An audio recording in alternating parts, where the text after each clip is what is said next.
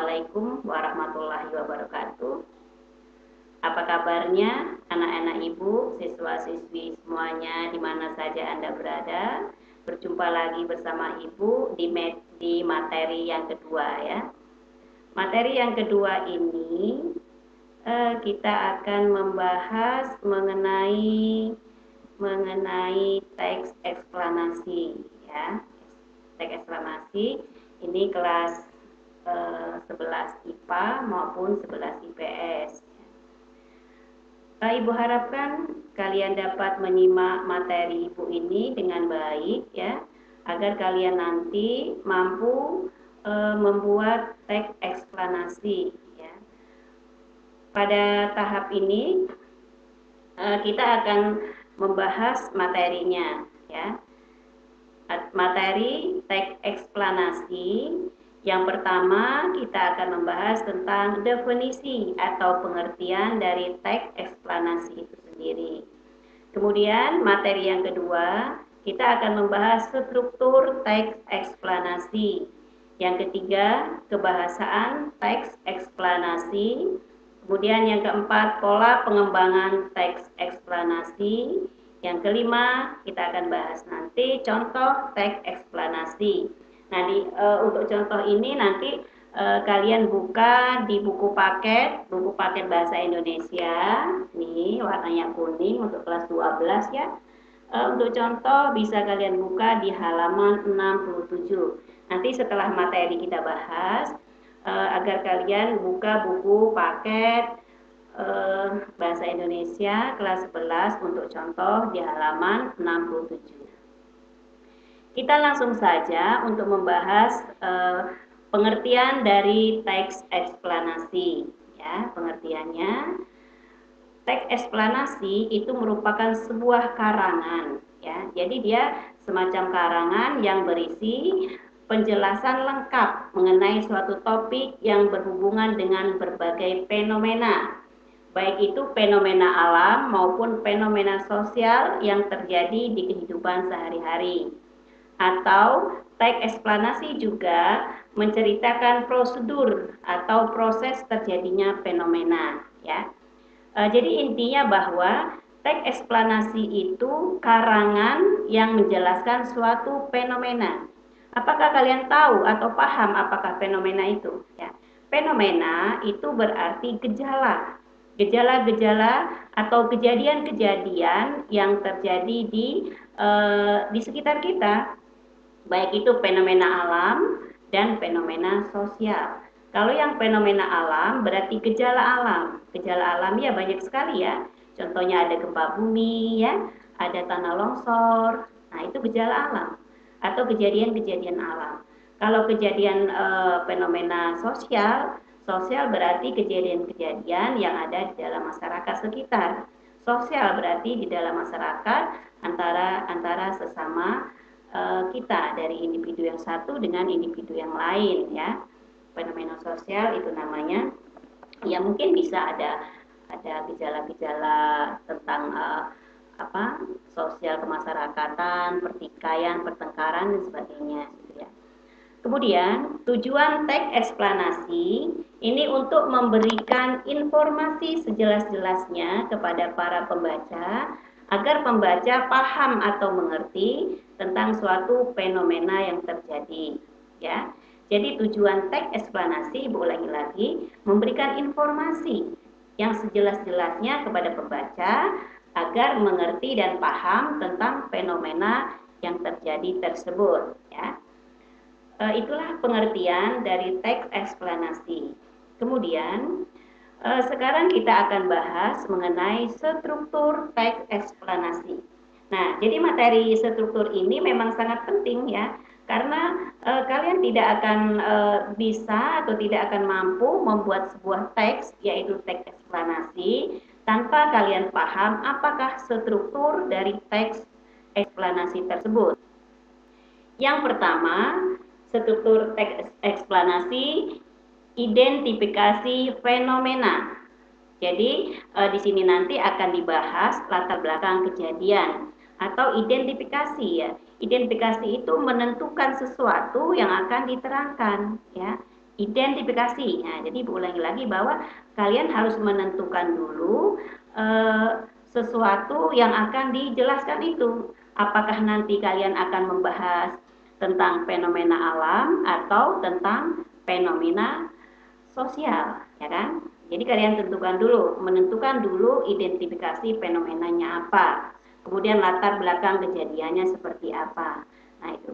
Kemudian yang kedua, proses kejadian. Nah, setelah kalian menentukan fenomena, apakah yang kalian tulis itu fenomena alam ataupun fenomena sosial, baru kalian menuliskan proses kejadiannya secara kronologis atau secara runtut ya, dan penyebab-penyebab yang terjadi dari proses kejadian tersebut. Berikutnya, setelah proses kejadian baru ulasan. Ulasan ini berisi komentar tentang kejadian yang dipaparkan sebelumnya. Jadi komentar-komentar kalian sebagai penulis tentang kejadian-kejadian yang dipaparkan sebelumnya. Nah ya, jadi itu struktur teks eksplanasi ya. Itu strukturnya ada 3. Berikutnya akan kita lihat di sini kebahasaan teks eksplanasi. Nah, ya, kebahasaannya yang pertama, kebahasaan teks eksplanasi itu menggunakan banyak kata yang bermakna denotatif, ya. Menggunakan banyak kata yang bermakna denotatif. Apakah denotatif itu? Di sini denotatif berarti makna yang sebenarnya atau teks itu bersifat faktual atau non sastra ya. Nah, jadi kalau ditanya apakah makna denotatif, yaitu makna yang berarti sebenarnya atau bersifat fakta atau non sastra. Non sastra ya, kalau sastra biasanya bersifat menceritakan, bisa bersifat imajinasi, tapi kalau non sastra itu dia bersifat fakta. Nah, jadi itu kebahasaan yang pertama. Kemudian kebahasaan yang kedua menggunakan konjungsi kausalitas. Nah, konjungsi kausalitas ini adalah konjungsi yang menyatakan hubungan sebab, ya. Hubungan sebab, contohnya nanti ada kata hubung sebab, karena dan oleh sebab itu, ya. Kemudian oleh sebab itu, oleh karena itu, dan sehingga. Nah, itulah nanti konjungsi kausalitas atau kata hubungan sebab. Ya. Kemudian yang ketiga, menggunakan konjungsi kronologis. Nah, ini kronologis berarti urutan waktu atau hubungan waktu. Contohnya ada kata kemudian, lalu, setelah itu, dan pada akhirnya ya. Kemudian menggunakan keterangan waktu. Contoh, keterangan waktu pada bulan keempat atau dalam bulan kelima setelah 7 bulan, itu keterangan waktu ya. Jadi dia menjelaskan keterangan waktu mungkin nanti pada fenomena alam yang bersifat proses ya, proses kejadian. Nah, itu banyak menggunakan keterangan waktu. Nah, kemudian masih dalam kebahasaan teks eksplanasi, yang kelima menggunakan kata ganti, baik kata ganti itu berupa benda, konkret maupun abstrak ya. Contoh demonstrasi, banjir, gerhana dan lain sebagainya. Itu banyak menggunakan kata ganti berupa kata benda ya. Yang keenam, menggunakan kata kerja. Oh, ini salah, ini kerja ya. Menggunakan kata kerja pasif. Ya, pasif bisa terlihat, terbagi, terwujud, terakhir, contohnya dimulai, ditimbun, dilahirkan dan sebagainya, ya. Kemudian yang ketujuh, menggunakan kata teknis atau peristilahan. Nah, kata teknis ini kata yang sesuai dengan bidangnya. Misalnya kita ambil bidang kesehatan, ya, bidang kesehatan atau bidang ekonomi, ya. atau bidang pendidikan. Kalau bidang pendidikan itu banyak istilah-istilahnya, ada apa namanya itu, kurikulum, kemudian ada teknis dan sebagainya. Ya, kalian paham? Kalau ditanya kalian suruh sebutkan kata teknis, berarti kata teknis itu sesuaikan dengan bidangnya masing-masing. Nah, jadi di sini ada ada 7 ya, ada 7 kaidah kebahasaan teks eksplanasi ya. Diingat, banyak ini ya, ada 7, jadi harus kalian pahami satu-satu. Dari 1 sampai 6 itu contohnya apa, kalau dibuat dalam paragraf seperti apa, dijadikan teks seperti apa ya. Jadi harus disisipkan di dalam kalimat, di dalam paragraf maupun di dalam teks kebahasaan dari teks eksplanasi tersebut.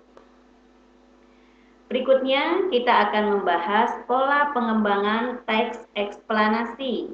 Pola pengembangannya di sini ada 2. Yang pertama, pola pengembangan sebab akibat. Nah, dalam hal ini pola pengembangan ini sebab dapat bertindak sebagai gagasan umum ya. Dia bisa di awal paragraf. Sedangkan akibat sebagai perincian pengembangannya. Nah, akibat jadi perincian dari pengembangan sebab tadi ya. Namun dapat juga disusun balik. Kalau disusun balik berarti akibatnya yang awal sebagai gagasan umum dan sebabnya sebagai perinciannya. Jadi boleh pola pengembangannya boleh diawali dengan sebab baru akibat, atau boleh juga akibat dulu baru kalian menjelaskan sebab. Itu boleh ya. Jadi pola pengembangan sebab akibat. Contohnya saja misal kalau pola sebab akibat kita ambil dari fenomena alam misalnya, gempa bumi. Sebabnya ibu ambil kata gempa bumi. Jadi setelah akibatnya, apa akibat gempa bumi tersebut ya? Akibatnya misal bisa terjadi banyak korban kan? Kalau gempa bumi itu semuanya bisa rusak. Korbannya banyak sekali, mungkin rumahnya hancur ya, kemudian banyak yang meninggal atau banyak yang luka-luka, itu akibat ya, akibat dari gempa bumi itu tadi. Itu salah satu contoh sedikit ya. Nanti bisa kalian kembangkan sendiri dalam sebuah teks eksplanasi yang disesuaikan dengan strukturnya. Kemudian pola pengembangan yang kedua yaitu pola pengembangan proses. Nah, dalam pola pengembangan proses ini merupakan suatu urutan dari tindakan-tindakan atau perbuatan-perbuatan untuk menciptakan atau menghasilkan sesuatu. Kalian ingat kalau proses berarti proses itu cara ya. Kalau dibuat pertanyaan bagaimana proses, berarti langkah-langkah di situ. Jadi di situ diterapkan langkah-langkah bagaimana proses, misalnya proses terjadinya sesuatu ya. Nah, nanti kalian lihat contohnya di buku paket halaman 67.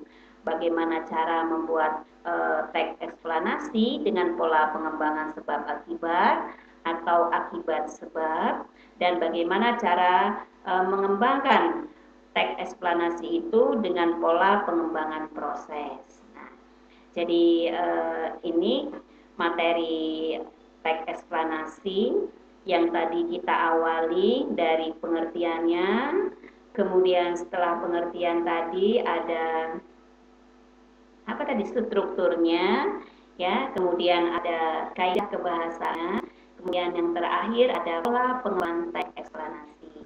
Nah, jadi Ibu harapkan materi kedua kita di kelas 11 ini kalian pahami dengan benar. Video apa yang Ibu tayangkan ini kalian simak ya dengan baik agar kalian mampu membuat teks eksplanasi secara individu ya. Nah, ini prosesnya. Jadi materi kita pembahasan ini selesai. Jadi ada 4 pembahasan ya. Ya, terima kasih atas perhatian anak-anak Ibu yang Ibu sayangi, kelas 11 Ibu. IPA ya khususnya. Jadi semoga kalian paham materi ini dengan baik. Karena nanti kalau sudah materinya tentunya Ibu tugaskan kalian untuk membuat teks eksplanasi ya agar kalian menjadi siswa yang pandai membuat teks. Jadi nanti bisa menjadi pengarang yang handal tentunya ya. Nah, jadi itu. Nah, demikian materi Ibu tentang teks eksplanasi pada kesempatan ini ya. Semoga kalian dapat memahaminya dengan baik ya. Demikian Ibu akhiri. Wassalamualaikum warahmatullahi wabarakatuh.